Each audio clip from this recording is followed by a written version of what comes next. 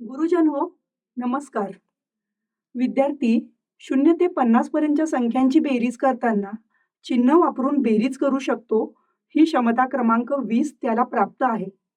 बेरीज क्रिया शिकवली की मुले सहजतेने बेरीज करतात. मात्र त्यांची खरी अडचण होते ती शाब्दिक बेरीज सोडवताना. पण यासाठी जर आपण काही तंत्र आणि कौशल्य अवलंबली तर विद्यार्थी सहज शाब्दिक बेरजेची उदाहरणे सोडवू शकतात.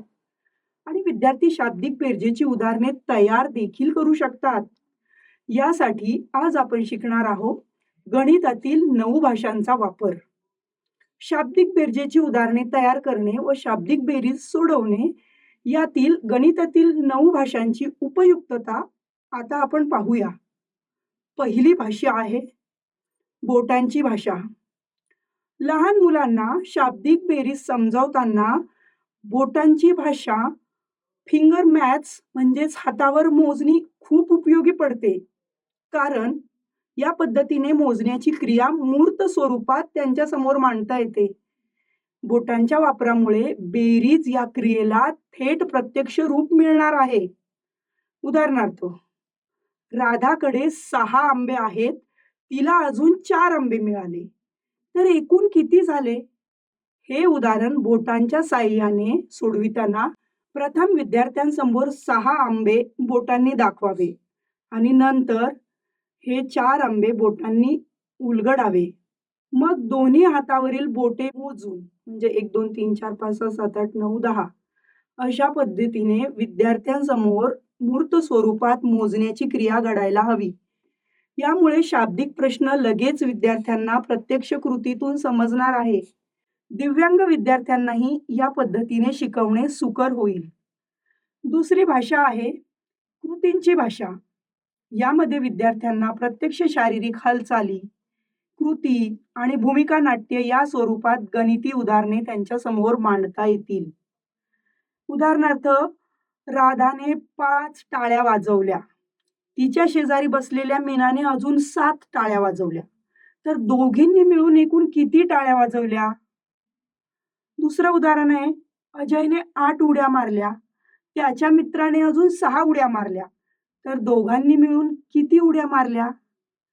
वर्गात 10 खुर्च्या आधीच होत्या. शिक्षकाने अजून 15 खुर्च्या आणून ठेवल्या. तर आता वर्गात एकूण खुर्च्या किती झाल्या? अशा पद्धतीने मुलांना टाळ्या वाजवणे, उड्या मारणे, खुर्च्या पुस्तके गोळा करणे, धावा काढणे, फुगे फुगवणे, चेंडू फेकणे अशा पद्धतीने प्रत्यक्ष हालचाली आणि कृतींच्या साहाय्याने गणितातील कृती भाषेचा वापर करून मुलांसाठी शाब्दिक उदाहरणे तयार करता येतील. तिसरी भाषा आहे वस्तूंची भाषा.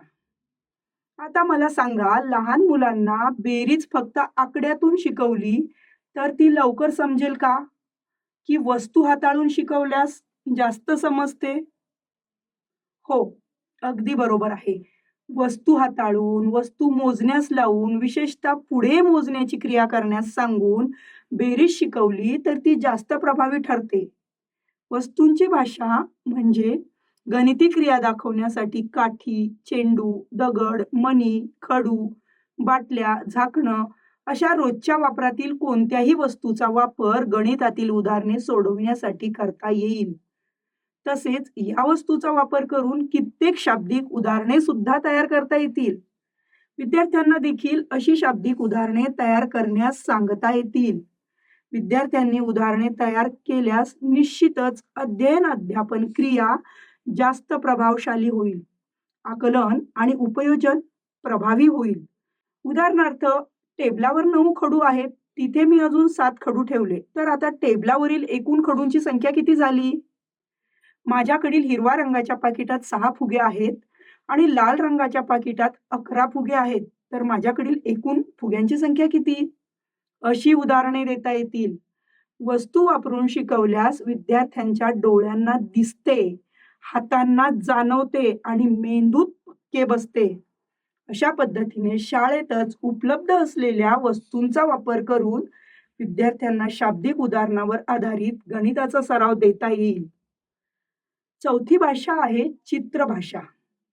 इथे मुलांना बेरीज ही क्रिया प्रत्यक्ष चित्रातून दिसावी यासाठी आपणास फळ्यावर चित्र काढून त्यांच्या समोर चित्र मोजून त्या चित्रांची बेरीज करायची आहे. उदाहरणार्थ राधाकडे 3 सफरचंद आहेत. आईने तिला अजून 2 सफरचंद दिली. तर आता एकूण किती सफरचंद झाली? हे उदाहरण सोडविताना फळ्यावर किंवा चार्टवर 3 सफरचंद काढावे. त्या शेजारी अजून 2 सफरचंद काढा आणि आता मुलांना विचारा, एकूण किती सफरचंद झाली? मुलं मोजतील 1, 2, 3, 4, 5 अशा पद्धतीने. आकाशात 9 पतंग उडत होते. त्यांच्या जवळ अजून 6 पतंग आले. आता आकाशात एकूण किती पतंग झाले? इथे आकाशात उडणाऱ्या 9 आणि 6 पतंगाचे चित्र काढून सर्व चित्र मोजून हे उदाहरण सोडविता येईल. अशा पद्धतीने चित्रावर आधारित शाब्दिक उदाहरणे त्यांना तयार करण्यास सांगून त्यांच्या कल्पनाशक्तीला वाव देता येईल. यामुळे त्यांचा सहभाग वाढेल.